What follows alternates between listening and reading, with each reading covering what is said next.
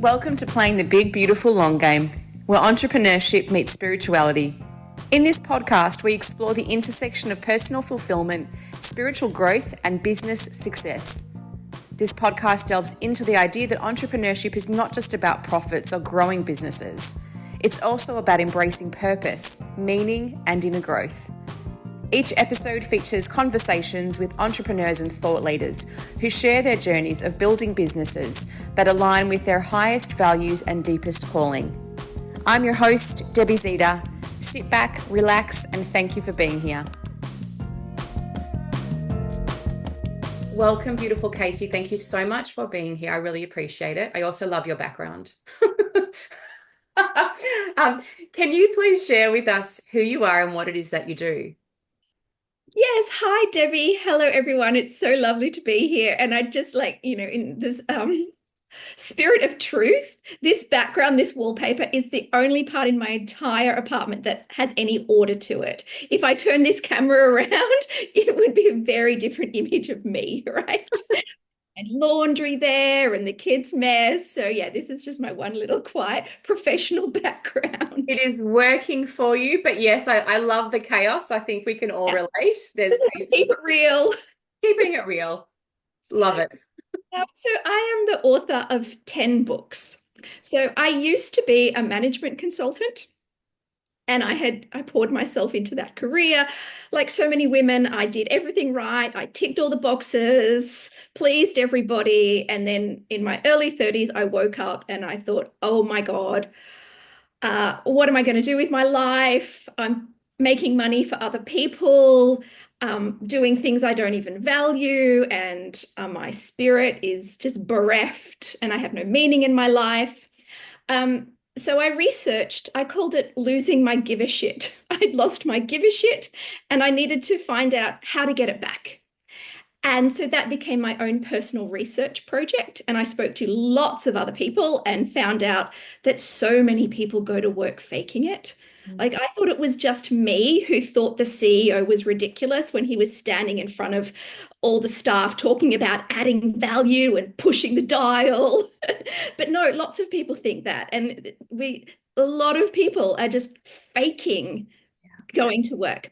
And so I wrote a book called 30 Something and Over It, What Happens When You Wake Up and Don't Want to Go to Work Ever Again. Wow. That was in 2008 that came out. And that wasn't easy. I had over 200 rejections, took a really long time to get it published, but it then went on to become an international bestseller and then changed the direction of my life. And then I just kept writing books. I lost my opportunity to go back to work because I was always also pregnant at the time. And like so many women, I was made redundant when I was pregnant. So I just kept writing books. And what I was doing was at each phase of my life, I was solving my own problems. And so my most recent books and my most well-known books is Raising Girls Who Like Themselves, which I co-wrote with my husband. And that's because we had a daughter and it was like, oh my God, we have no idea what we're doing. We didn't know on the very basic things, like we didn't know how to put a nappy on or anything like that, but that's not what the book is about. What I didn't know was I didn't know how to raise my daughter to like herself more than I did. And that was my greatest hope for her. I went through life doing all the right things, but still not feeling good enough. And I wanted to work out how do I need to parent differently so I get a different outcome with my daughter. And so it's entirely research-based. Chris and I didn't make up anything, but we created a framework for raising girls to like themselves. And then we got asked to write one for boys, so we did the same thing. But then we found out that lots of adult women were actually reading Raising Girls Who Like Themselves for their own purposes. Because as one woman said to me, I said, do you have a girl? And she said, no, but I was one. And so what I realized was that we are raised with a set of beliefs as girls, the good girl beliefs. And it's like fish swimming in water. We don't even see it because we're not able to question it. We're not able to think about it. Everyone else is being raised exactly the same way. But when I was looking at raising girls from a different perspective as a researcher and as a parent, I could see these beliefs that were instilled in girls and how harmful they were. And as I was researching it, I kept going, oh my God, I think that. Oh my God, I remember when I learned that. And so the process of writing Raising Girls Who Like Themselves was a process of me reparenting myself. And so that's when I decided to write my new book that's just come out, Goodbye Good Girl, Hello Me. So it is a memoir of me, but also it's such a universal story of looking at all those beliefs that we were taught, where we learnt them, how we learnt them, and how all of those good girl beliefs have one thing in common. Every single one of them gives our power away. And if you are relying on other people or external measures to decide if you are good enough, you cannot like yourself. And our process, what we need to do as adult women to learn to like ourselves and to finally feel like we're enough, is to reclaim that power, to create new beliefs that center us rather than the expectations and the approval of other people. Oh, so, so good. And it is like, it's speaking to my heart, it's speaking to my soul. And I was just sharing before we hit record how timely our connection was. So, bit of a backstory. We actually met at the gorgeous Liz Gilbert, just very briefly. We both were front row. I was very excited. I got to ask her a question. I got to ask the first question, and there's no ego in that, maybe a little bit, but I was like glowing and beaming and just so grateful. And then you and we met, we exchanged contact details. You were so lovely, and you actually sent me a copy of the book. And I thought, this is like, I have no idea what it is, but it's a memoir. I love the title. Let's get ahead. And I'm going to go and read it. And I jump in and, pretty quickly, I'm going to go into that part of the story now, if that's okay. But pretty quickly, you disclose something that happened to you that, would really explain not just the programming from the upbringing that a lot of us have, myself included, but there was, something had happened that really solidified that belief became your truth for a while. Can you share a bit more? And then I'm going to add to that story too for me. Yeah, so it was really hard for me to write about this. It's really hard for me to talk about it. And for most of my life, I haven't. But the reason I decided to write this was because secrets make us sick and shame festers in the dark. And if I was going to tell my honest story of transformation, I had to tell the hard bits. And the hard bits was that I was sexually abused as a child. When I told my parents, I wasn't believed. Yeah. Got in trouble for being attention seeking. There's a good girl belief right there. We're not allowed to want attention. Boys can want attention, but girls can't. And we're so keen as a society to turn a girl into a liar than we are to hold a predator to account. Mm-hmm. So I repressed it, and it didn't come out until I was in my late 20s, and then it really, really came out. And the shame of having to deal with, well, it's so crazy that as survivors we carry that shame, but my God, did I carry that shame. And also just the absolute loneliness of not being believed by the people who, first of all, were supposed to protect me and didn't. And then when I needed them as an adult, they weren't there. So yeah, I really thought that I couldn't live anymore. And I really made plans to take an exit strategy. I didn't. And I'm glad I didn't. And I'm here now, and I have built a life where I'm still heartbroken, but I have reconciled that I don't need other people to believe me for something to be true. And I have to thank you. And also, I'm going to say something. This is coming from my coaching therapy background, and also just because I'm a beautiful, heart-centered woman, which is, Kasey, I'm so sorry that you went through that. I'm so sorry that you experienced that. And I'm saying that because I also believe that we are reflections of each other. And I myself am coming to the realization, and very hard for me to find the words, that I have also been sexually abused as a child. And I wasn't ready to face it because I faced so much loss in my life. From that time, it continued on right up until a couple of years ago, losing friends and family to cancer and different things, abusive relationships, all sorts of things. And I sat in a space pretty much every day since I was little where I wanted to exit, and I couldn't understand why. And it was wrapped up in spirituality. I wrapped it up in, I'm going to find God, I'm going to seek. And if anyone's been following me for a while, I'm still that God-seeking, creator-seeking woman. I still look for God. But I now know that the reason why I was looking for God from such a young age, and the age that I say was 3, was because that was the time when the abuse transpired. And so my beautiful little heart and beautiful little soul was seeking something greater than me to make meaning. And I'm now in a place where I love the fucking crap out of myself. I've met women like Kasey. I've realized that my heart can be open and my soul can also thrive, and I can have an amazing, beautiful life. And it's these kinds of conversations that we need to have because, Kasey, is it 1 in 4, 1 in 5? What are the statistics around it? 1 in 5 girls will be sexually abused before the age of 15. Mhm. 1 in 4 women in their lifetime. And that is just what's reported. I Yes. would suspect it's more than that. And just to put that in real terms, if you've got a class of 20 girls, 4 of them are going to be sexually abused before the age of 15. Now, that happened to us, Debbie, years ago. We should be doing something about that. Like that should be olden days shit, right? Yes. But it is still happening. Mhm. Those girls who are going to school today are going to have to live with the trauma that we have had to live with because we as a society are not doing anything about it. We still prefer to protect perpetrators than to believe girls and women. What can we do? I mean, we both, and we'll talk in a moment about business as well. And I was actually sharing that I think looking back now upon reflection, that part of my determination, although without any support from anybody, to be in business and also to be in a spiritual based business, right? Oh, it's the woo woo. So I had 2 things: woman in business without any support, and also the energetics and the woo woo stuff. So I happen to be a very strong woman, and obviously my spirit was just very determined to push through. I just kept going. I just kept going, but I did not have the support. So something within me did that. And then eventually the support came later. What can we do? And I genuinely don't know. I'm asking like sister to sister, businesswoman to businesswoman. These conversations are a start. And what I would say also, my social worker and psychology background kicking in now, if you're hearing this and you're triggered, and some of you will be, please, I'll add all the links for things like Lifeline, Beyond Blue, and Kasey, if you have any others, we'll add those in as well. But please don't ignore that intuition within yourself that's like something's happened, something's wrong. Please go and do the healing work to find that out for yourself. Aside from that, though, speaking around society, Kasey, how can we change it?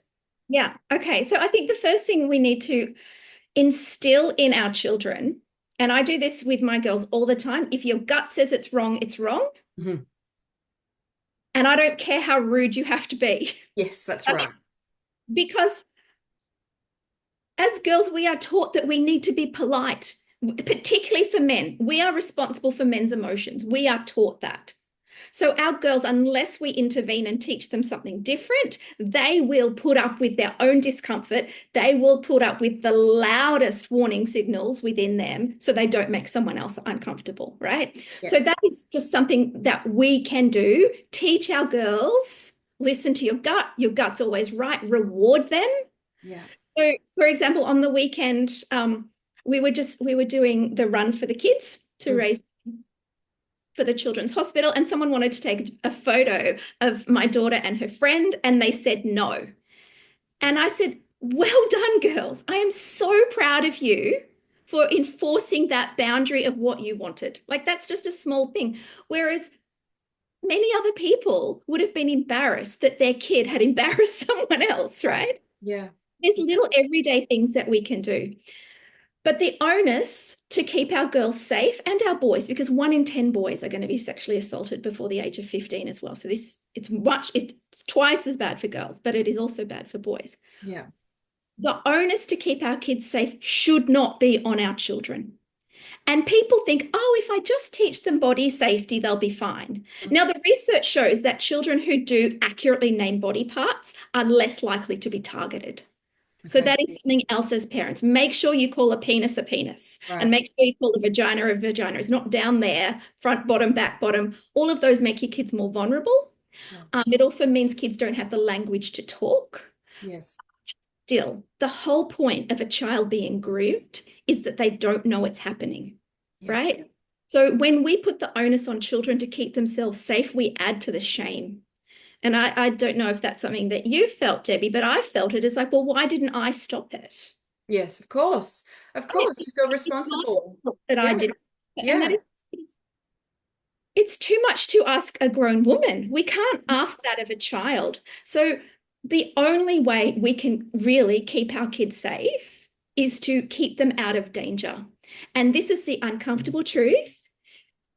Sorry, my phone's just going off. No worries. The only way we can keep our kids safe is to actually keep them away from the danger. And the most uncomfortable truth that people do not want to talk about is the most danger they're going to experience is from someone that you know and that you trust.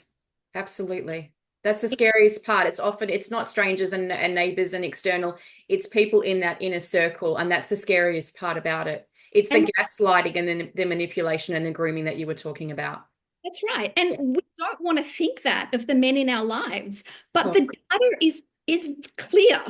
We cannot tell a pedophile by looking at them, right? right. Because no parent wants their child to be abused, but 1 in 5 kids are abused. So what does that tell you? Parents can't tell who the abusers are. Yeah. Yeah. So we need to make sure our children are not put in danger. And people think I'm really extreme, that I won't let my children do a music lesson with a male teacher because I don't want them shut in a room with a man, just them and a man, every week for a year. And Yeah, I can relate. Sorry to cut you off. It's very sad. I had to come to the point where I'm very mindful of working with male clients because of my history and for whatever the other reasons were. Perhaps I wasn't very clear on my boundaries. And I think also working with heart energy, which is about unconditional love, there was perhaps some misconceptions that that meant, I don't know what that meant, because I'm not easy, I'm not available to you, but I am a loving heart. So I had to actually say, well, I only work with women. And if I work with men, it's not that I don't love you, because I get messages, why don't you work with men? I work with the husbands, the partners, those that have been referred to me inside that inner circle, and now you know why. So I really respect what you're saying, Kasey, and it makes sense. And it's important that we're educating others who don't understand, who perhaps haven't experienced that. and just something else for parents that we don't want to hear. One of the most dangerous things your child could ever do is go to a sleepover. Oh wow. So how, I'm like imagining all of these responses going, how, but that's part of childhood and we're robbing them of these fun experiences. How can we get past that? Okay, so if your child had a 1 in 5 chance of experiencing lifelong trauma from going on a roller coaster, would you let them go on a roller coaster? No freaking way. Your child has a 1 in 5 chance of being sexually abused if you leave them alone with a man that you know and trust. Oof. So challenging. And you know what's challenging for me is I'm mother to a son, a beautiful son. And it's like I want us to live in a world where women are protected, and also, and maybe you can speak to this, where the men are not so disempowered that they're driven to do that, because that is usually coming from abuse. Abuse is a cycle and it goes through generations. And this is a whole nother kind of can of worms. So feel free if you want to not go there. But you know, what can we do if we look at that early point where the men are thinking that this is okay? Yeah. Unless there's a really diagnosed mental health issue, the serious ones, right? Then that's different again. But the men that just go, this is okay. My dad did that to me. I do that to my sister. This is normal. Do you have anything to add to that? Oh, look, before we get to that, can I just say the people who are feeling really upset and offended right now on behalf of the men in their life? Like, Mhm. I understand that you can feel attacked and men can feel attacked. This isn't just my rule. This is my husband's rule too. This is my father-in-law knows that's our rule. My daughter's godfather knows that that's their rule. I'm not attacking them personally, but Right. they belong to a category that is dangerous. And a good man should know that a child's safety is more important than their hurt feelings, right? Absolutely. Sorry, Because swear warning what there. we're talking about, how often really do men actually step up and want to look after a kid one on one? Like, really? Like, my daughter's godfather, I spoke to him and he goes, well, I don't really look after them by myself anyway. So, like, so if you actually are centering the safety of the child that you are supposed to love and care for, above the ego and the hurt feelings of the man, then we shouldn't be having a problem here. Because I am not accusing all men. The fact is, we can't tell which ones are dangerous and which ones aren't. And until men, getting back to your question, are no longer a dangerous category, then that is a rational choice. That is just a risk management strategy. Right. And I also think that it worries me when we talk about abuse in terms of cycles of abuse, because we also know that abuse is about entitlement and it is about power, right? And that's the problem that we need to tackle. Men who need power, control, and feel entitled to other people's bodies. Men who don't have the empathy to think about the consequences of what they're doing. And also, as a survivor of abuse myself, I've had a lot of stuff to deal with, but I'm not going to go and abuse someone. Right. So I think we do have agency. To take the agency away from these men who have been abused is giving them a free pass that we would never get. And I thank you for sharing. I hear what you're saying, because the priority is the safety of these girls and or boys that this is happening to. And then secondary to that is the well-being and the welfare and the understanding of the perpetrator or the predator. Yeah. So unless that's cleared up first, we can't be in this kind of soft, mushy, cushiony space of, oh, it's a cycle. And this is, and again, this is my background in therapy where this is coming from. And coming from a desire genuinely for those people to change, but they also have to want to change and see that there is a problem. So that might be not something that you and I can tackle necessarily in this conversation.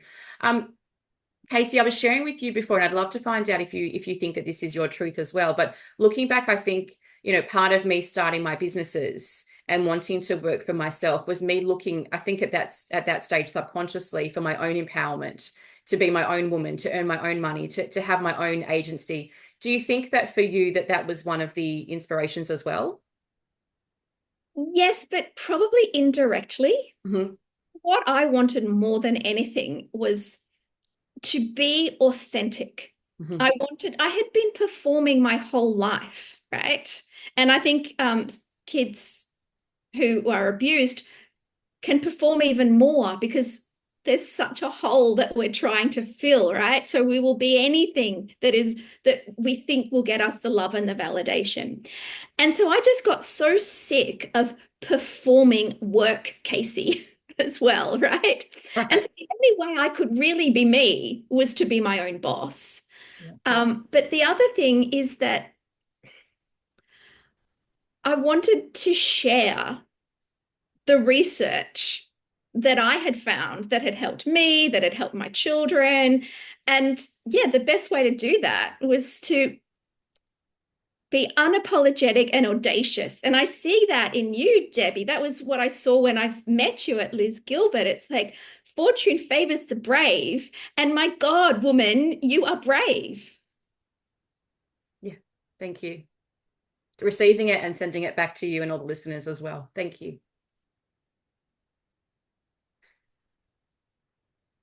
And yeah, entrepreneurship is a place, and creative work is a place for the brave. Yeah. Yeah. It is the ever-growing personal development ground, right? The rejection, the market changing, the sales, all of it. You have to be switched on and you have to face what I call your emotional edges. Yeah. You have to. There's no choice. Well, there is a choice. You can go back to the workforce, and I don't know about you, but I'm not doing that. So I couldn't do that. Like, in one way, it would be easy because of the security, but it wouldn't be easy because of the mask I would have to wear each day. And for me, it's the emotional wounding that I know I would face in that, which is I would have to let go of my authenticity and, the boss babe that I've become. I get to do life on my own terms. And yeah, it's challenging. It comes with immense challenges. So we rise to the occasion. The other thing I want to say is if I had stayed in management consulting, I would be a lot richer, right? I would have a lot more money and a lot more assets. Right. So it is a choice for me to live a more humble life, but Yeah. live it on my own terms. It's so interesting that you say that because that's been my experience the last 5 years. And I'm now, and I'm very proud to say this, I'm in my 6th year running my 6-figure per year business.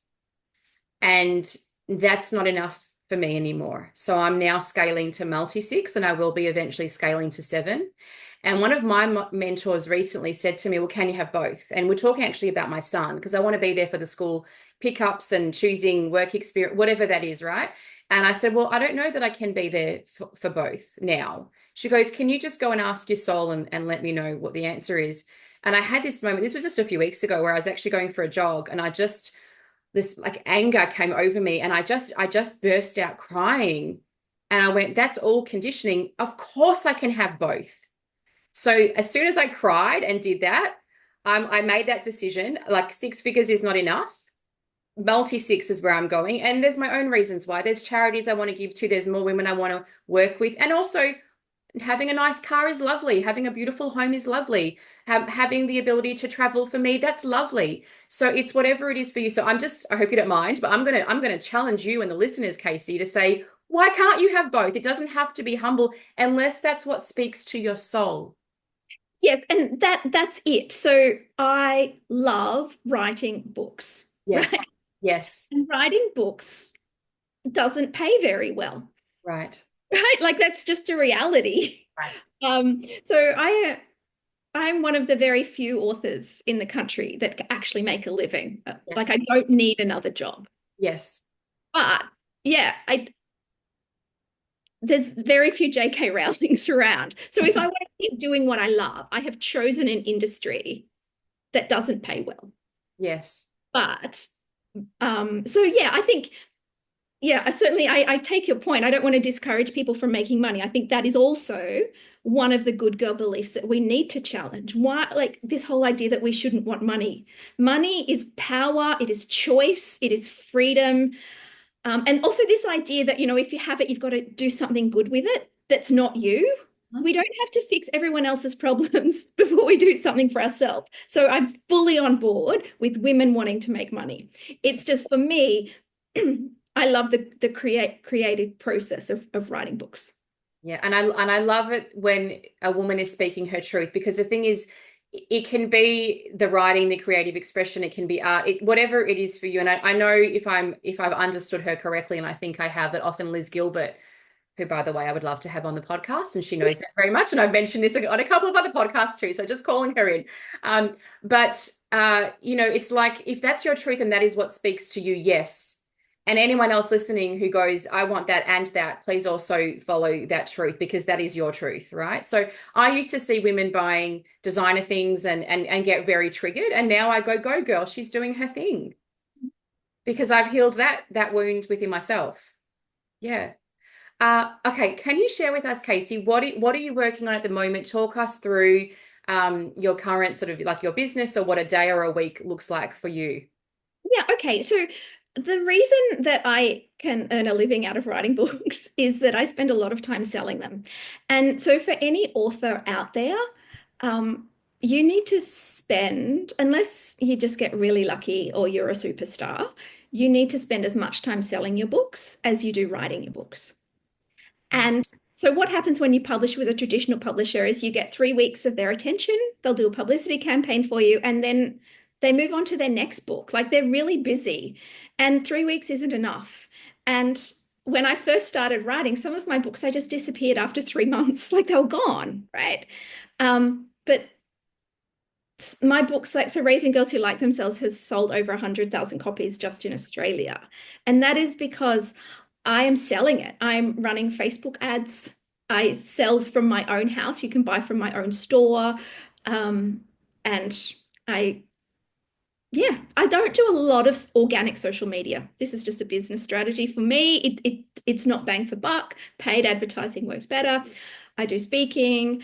But yeah, I spend as many hours writing and then the same amount selling.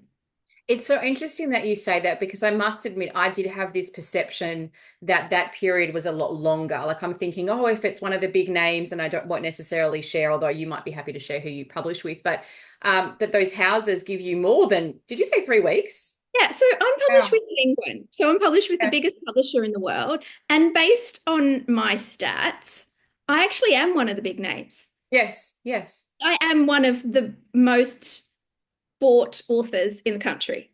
Can I just give me a second for to just do this and also this because that's not a big enough one. There we go. Anyone on YouTube can see that there's a applause and the celebration hat. Anyone on the auditory platforms, that is what I'm doing. That's amazing, Kasey. I'm celebrating you. Thank you. And that's only happened because I have taken the initiative to sell. And I think before, really, at the beginning of my career as an author, sell seemed like a dirty word, like I'm the artist. But for me, if I don't sell, people don't know about my work. And and this is true with any product or service. We're helping people, and you can't help them if they don't know about it. Yeah. Yes, absolutely. I love sales. I teach it in one of my programs. I've been selling since I was 15. And it's funny, I didn't know when I started to meet sort of like the male coaches or more of that traditional coaching, I went, oh, that's sales because I'm a social worker and I'm a therapist. And that's more who I am inside of myself as well as the businesswoman. I'm both. But I would sell because I started off with perfumes because I wanted to solve a problem. So someone would come to me in Maya, I would be all dolled up in whatever Estee Lauder outfit, whatever they gave me, right? Like a wedding dress almost. And then I would sell them into the perfume package. And then I would go, well, your wife needs the cream and the thing and the this. And I was so genuine. And I was also, looking back so young and so genuine that they bought that I ended up being the highest of all of the teams because I was just like, oh no, and she needs XYZ. So when you're working with someone or speaking to someone, you're not selling, you're having a conversation and you have the solution to the problem, whether that's a book or a coaching program or a car or a house. That's how I see it anyway. Yeah, I used to think that it was somehow immoral or manipulative or not. Like I don't see it that way.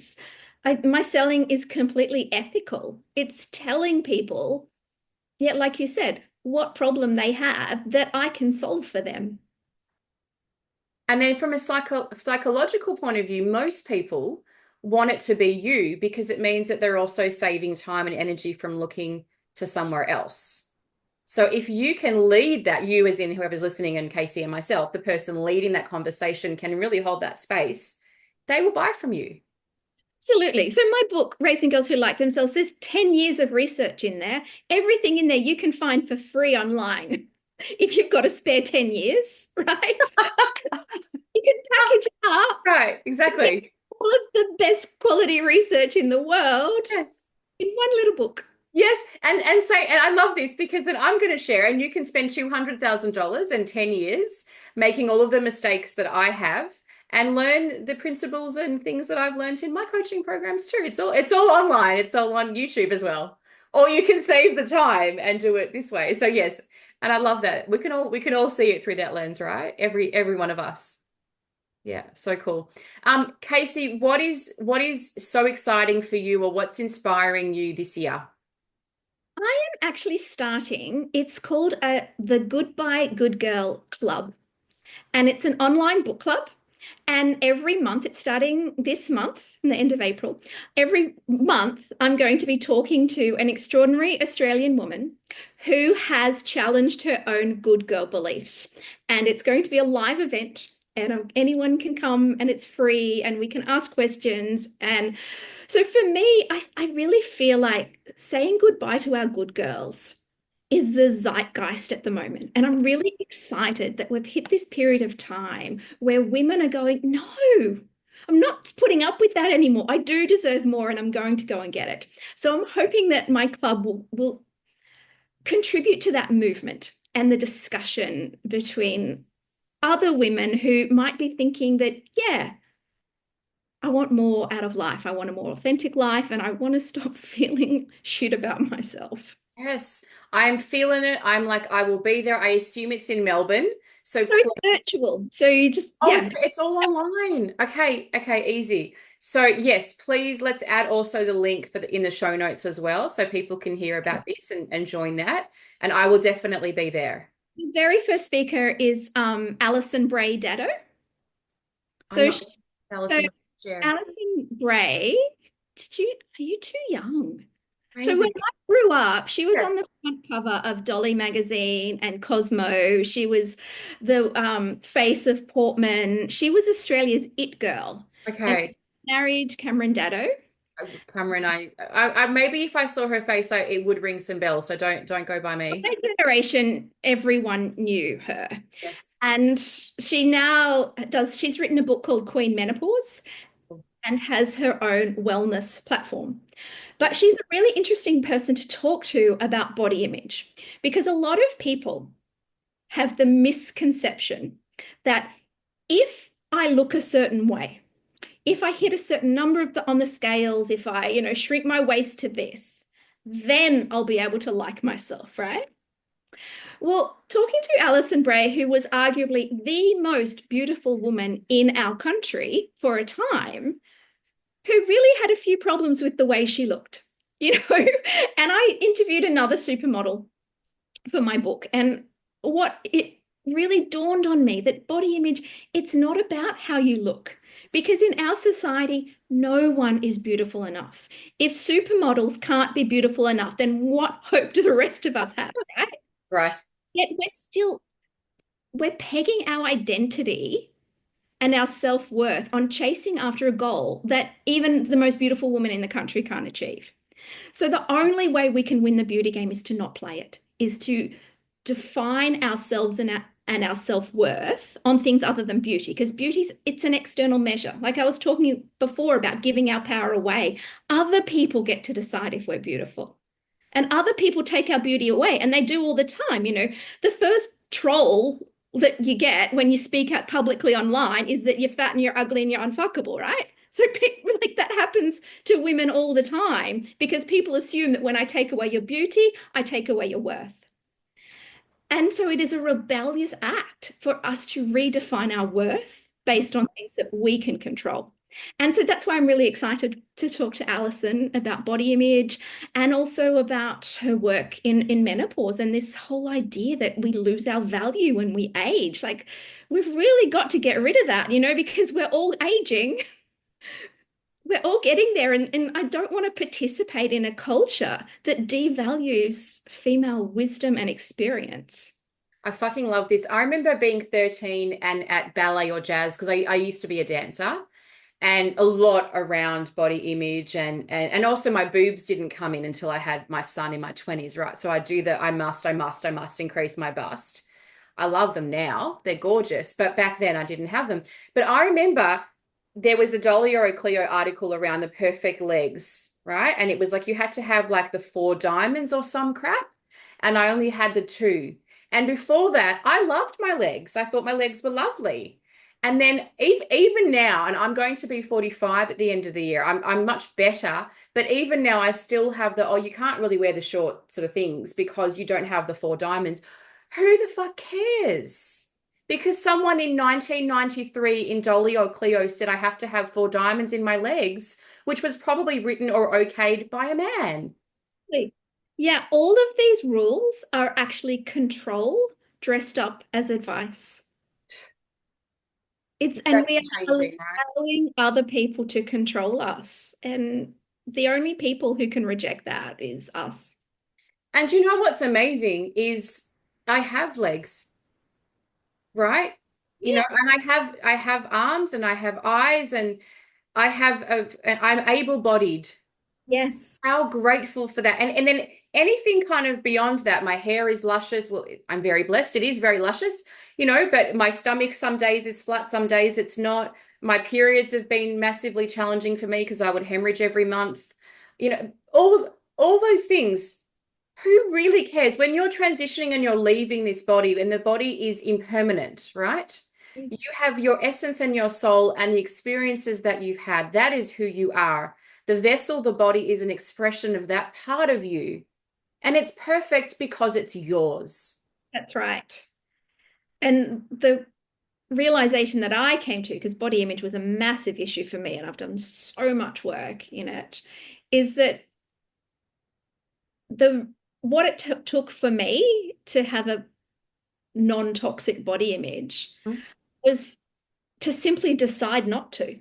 Yes, those decisions are amazing, right? You just go, Yeah. that's it. Um, Yes. so now and really up until my 40s, between the age of 6 and 40, there would not have been a single day in my life that I did not wish for a different body. Same. Like, I remember on my wedding day, that day was supposed to be perfect, and I was going, God, I wish I was 5 kilograms lighter. Oh my gosh, it's so funny that you say that. So we're divorced, but we're good friends and we co-parent beautifully. But I remember, and I love her, my mother-in-law, former mother-in-law, and I still love her. We're still close. But she commented, she's from South America, and there's a lot around certain size, or maybe in her generation or where she came from. So I don't want to generalize to anyone listening to this, but it was very much like certain size and certain waist. And she was like, "Oh, you're beautiful. You're just a bit heavy," or something like that. And she didn't mean anything by it because I was a size 10. But I took that to heart. Like, oh, I'm beautiful, but I am a bit heavy. But again, according to who? In some cultures, 10 is perfect. If we look back, Marilyn Monroe, I think in our stage and whatever the sizing, I think wasn't she like a 12 or a 14? Yeah, yeah, Sex symbol, goddess, gorgeous. There's yeah. women also on Instagram. I wish I knew her name. If I find it, I'll put it in the show notes. Who is a bigger woman, and she advocates for confidence at any size. And she's killing it. She's on like the swimwear magazines and everything. So yes, I love what you're sharing. I love what you're doing. Can I just say, for any parents of girls or boys, because body image is becoming an increasing problem for boys listening, Yes. is that Chris, my husband, and I, who we co-wrote our parenting books together, we did a lot of research into body image. Mhm. And believe it or not, there are women in the world who have really sturdy body images, who they don't think about, I can't go out to go to the party today because I don't look good, or they don't look in the mirror and see their flaws. They just don't. And so we looked into what was different about the unicorns, we called them, and they looked different. So some were close to the ideal definition of beauty, some were not, and they had different ages, different levels of education. The one thing they all had in common was they grew up in families that didn't care about beauty. Yeah, I remember reading that in your book, and I'll It be honest, my heart broke because that wasn't my family. So we have a rule Mm. in our family that we do not talk about how bodies look. We only talk about what they do. And so that includes, we don't talk about someone who's looking good for their age. We don't talk about someone who's lost weight. We just don't. Good. Right. And my daughter is 15 now. And oh my God, I wished that I had her body image when I was her age, because she just doesn't think the way that so many of her friends are thinking. So that the way I thought, she doesn't objectify and police herself, because it's just not something she grew up with thinking that it was important. And how amazing that that time and energy that you and I and many other women utilized on all of that obsession and thinking and analyzing and buying different things and the products. Oh my God, that's a whole other podcast. The marketing around all of the products that goes into the pain points and amplifies your wrinkles and your grays and your stomach, all of it, right? Just to help you buy. That's a whole other thing. But your daughter and those that have understood your teachings, they can put that time and energy into other things, friendships and travel and their careers and making money and helping people and all sorts of beautiful things. Yeah, so my daughter, she loves makeup, she loves fashion, like she's a girly girl like that, but she doesn't have the self-policing or Mm, the insecurity. And the other rule that we have, which is particularly important now that she's a teenager, is that we never criticize another woman for her appearance. fuck yeah. Because every time we do that, we are scoring a goal against ourselves, because Yes. that's how the world works. She is ugly. She looks ridiculous. I don't like her outfit. She's got Botox. She doesn't have Botox. Therefore, she's worthless. Yes. In other words, gossip, which is a waste of time and actually the sign of someone who's very unhappy with themselves. So, ladies, if you're listening, and we love you because potentially you're doing it because you don't know any better, please stop gossiping because you're actually gossiping about yourself. Yeah, and the thing is, once you stop talking about how judging other women's appearance, you also judge your own appearance less. Like that absolutely happened to me. Because you're not comparing. It's just she's doing herself and you're doing you, and that's okay, cool. And also, we go through chapters in our lives, like if I think back to the grief and things I went through, of course I was probably going to look a bit, my skin was dull, my hair wasn't done properly. I was going through shock and trauma and grief. So Yeah. let's be gentle with ourselves too, that butterfly, it's a process. And I think we emerge and rebirth a number of times as men and women. And also, if you really rely on beauty for your self-worth, then you are by definition insecure because we're all moving further and further away from the ideal beauty of 23, right? Yes. We're going to all feel like we're failing every single day. It doesn't matter how much product we put on our faces. There's really no amount of Botox or product that can make you look how you did at 23. So embrace what it is now and make that beautiful. Yeah.